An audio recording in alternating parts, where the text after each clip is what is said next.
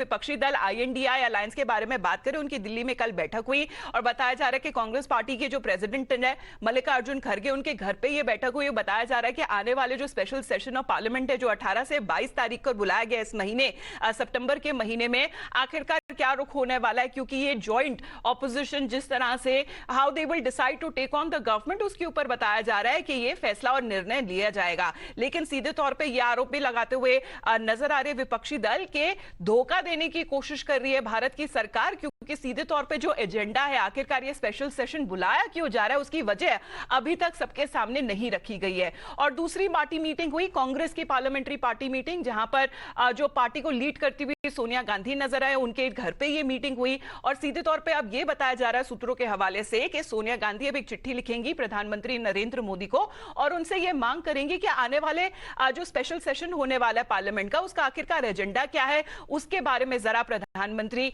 जो विपक्षी दल है उनको जो इंफॉर्मेशन दे। और सीधे तौर पे ऑपोजिशन की ये मांग भी रही है कि आखिरकार कोई क्लैरिटी अभी तक नहीं मिल पाई है कि आखिरकार ये जो ऑपोजिशन ये जो पार्लियामेंट स्पेशल सेशन है ये बुलाया क्यों गया है। लेकिन सीधे तौर पे ये भी कहा जा रहा है कि जहां तक जितनी पार्टिसिपेशन है ऑपोजिशन पार्टी मीटिंग्स की वो होंगी, यहां पर जो पार्लियामेंट सेशन में वो पार्टिसिपेट करेंगे स्पेशल सेशन में। ये टाइम्स नाउ का मेगा स्कूप है जहां तक ये कंफर्म करता है कि बाद में जितने भी ऐसे मुद्दे थे जिस पे विवाद हो सकता है उस पर भी अभी तक कोई क्लैरिटी नहीं मिल पाई है। अब ऑपोजिशन पार्टीज के बारे में बात करें, बताया जा रहा है कि 15 अक्टूबर डेडलाइन होगी जहां तक अगर सीट शेयरिंग के ऊपर बातचीत हो जाए, क्योंकि हमने देखा है कि जहां तक 3 मीटिंग्स हुई हैं, तीसरी मीटिंग में एक कोऑर्डिनेशन कमेटी, एक पैनल उसका गठन किया गया था, उसमें जितने भी सदस्य थे, लेकिन बताया जा रहा है कि कई ऐसे अहम मुद्दे हो सकते हैं, क्योंकि आने वाले हम राज्य के जितने इलेक्शंस देख पाएंगे, वहां पे चुनाव देख पाएंगे, वहां पर यह डिसाइड करना अभी भी फिलहाल बाकी है कि नेशनल पार्टीज और रीजनल पार्टीज के बीच में सीट शेयरिंग का आखिरकार फॉर्मूला क्या होगा।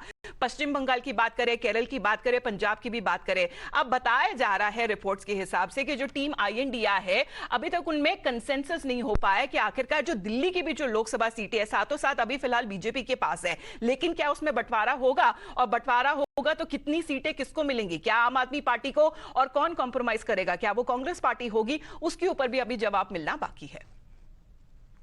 देश के और पंजाब के जो मुद्दे हैं उनको हम निरंतर उठा रहे हैं। आपने देखा होगा इंडिया अलायंस की जब हुआ पहली मीटिंग के बाद तमाम पिछले महीने 12-15 धरने लगाए जिसमें हमने सरकार से मुआवजे की मांग की। एक मतलब स्पष्ट है, जब मोदी को और देश के डेमोक्रेसी को बचाने की बात होगी तो हम इकट्ठे हैं। लेकिन अभी तक पंजाब में किसी प्रकार का हमारा कोई भी ऐसा ना तो हमें बताया गया है, हमें यह कहा गया है कि आप 13 की 13 सीटों पर चुनाव लड़ने की तैयारी करो, तो हम उस प्रकार से हम चुनाव लड़ने की तैयारी कर रहे हैं।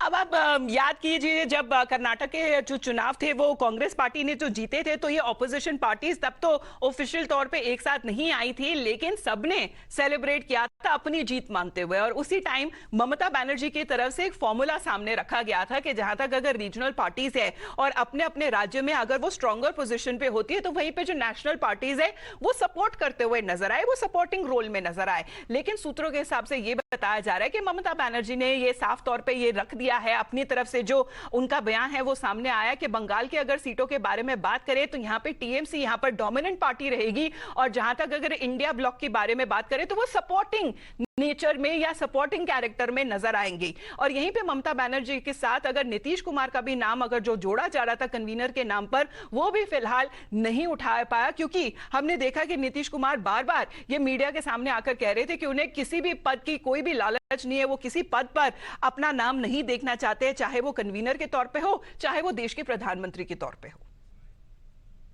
The way all the opposition leaders, despite their own differences and contradictions, whatever state, they had come before the press conference talking about fighting BJP unitedly and giving a common candidate. What modalities will be done at the appropriate moment. Committees have been formed for that. This kind of news from where it comes, we cannot comment. Look, Honorable Nitish Kumar has already said that he is not a candidate for Prime Minister and he is not interested in any post, be it convener. So his main thing is to bring opposition to one umbrella that he has done. He is a pivot and fulcrum of the opposition unity. अब इन्हीं differences पर BJP तंज कसते हुए नजर आ रही है। India block पर कह रही है कि अभी तो सिर्फ शुरुआत है, अभी तो बहुत ऐसे सारे मुद्दे आएंगे जिसमें विवाद होगा और आने वाले दिनों में और ये जो विवाद है ये बढ़ता जाएगा, ये कहना है बीजेपी का। देखिए, वास्तव में इनके ऊपर के नेता, इनके कार्यकर्ता न मिल रहे हैं न मिलने को तैयार हैं। भाई, आम आदमी पार्टी तो आई ही थी कांग्रेस के खिलाफ, तो अभी तो देख लीजिए इनके अंदर बहुत सिर फुटोवल होने वाले हैं आगे। I would only say that attacking for the heck of attacking will not help. This contoured existence itself will not change the deeds they have engaged themselves in. They have not colored themselves in bright colors